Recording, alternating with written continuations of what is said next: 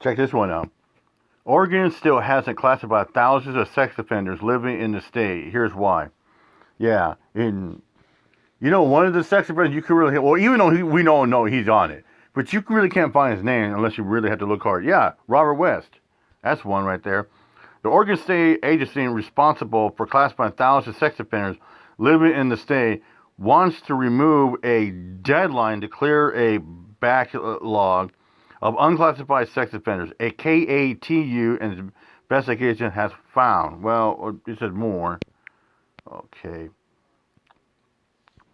The proposed bill, Senate Bill 821, removes a 2026 deadline to classify all sex offenders and is one of two pieces of legislation aimed at clearing a years-long backlog of unclassified sex offenders.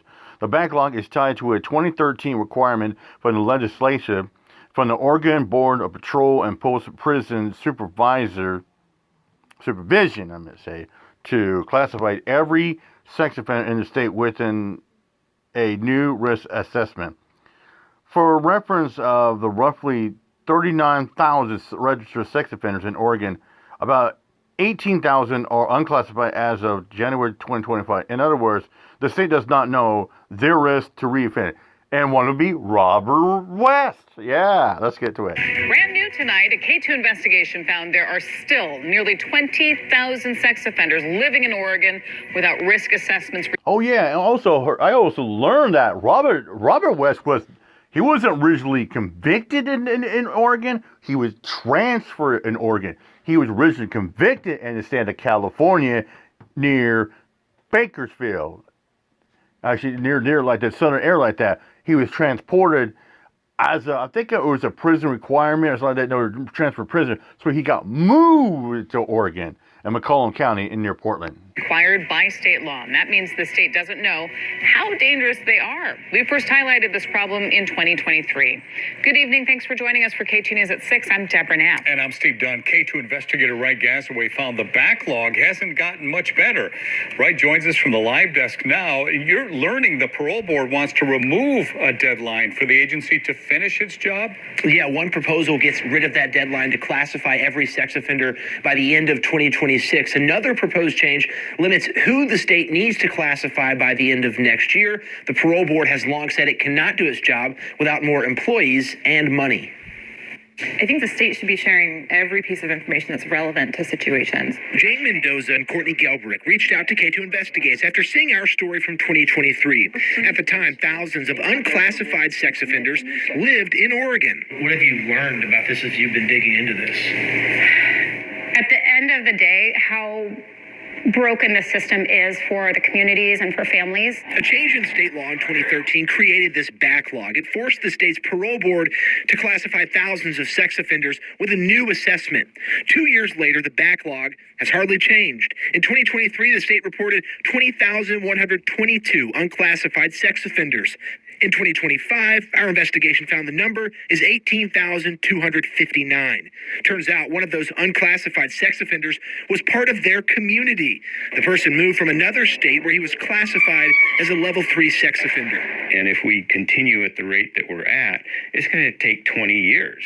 Republican Senator Cedric Hayden. There is still a backlog of these unclassified sex offenders. Does that frustrate you as a lawmaker? Yes, it's frustrating. For years we've worked on this subject, and the problem is that the parole board is not catching up. The state blames the backlog on low staffing and priorities to classify sex offenders getting out of prison or moving into Oregon. Previous efforts to add staffing and money to the parole board have failed. Senator Hayden's office sponsored legislation after we told them about this issue with Courtney and Jane. It would require Oregon to accept classification levels in other states. This bill that we're putting forward this session would actually say that the parole board has to accept that or something similar to put them into our categories. And then if that person wants their due process to appeal it, give them a process to do that. However, the state and Governor Tina Kotek have other solutions. Senate Bill 821 outlines one change. It removes the December 2026 deadline.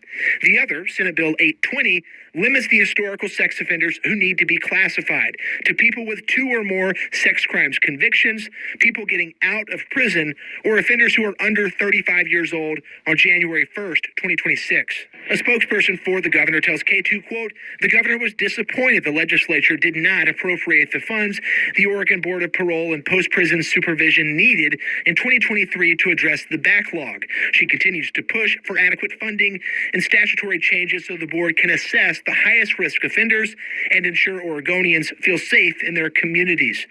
Jane and Courtney say the state should prioritize getting this done. Until you have a conversation with someone about this, you don't understand the gravity and how serious it is and how much of a backlog it is. A backlog that could take years to finish without major changes by the state. Senator Hayden says the concepts from the parole board make Oregon a, quote, sanctuary state for sex offenders. The parole board says it allows them to focus on the most dangerous offenders. At the live desk, Wright Gasaway, K2 News.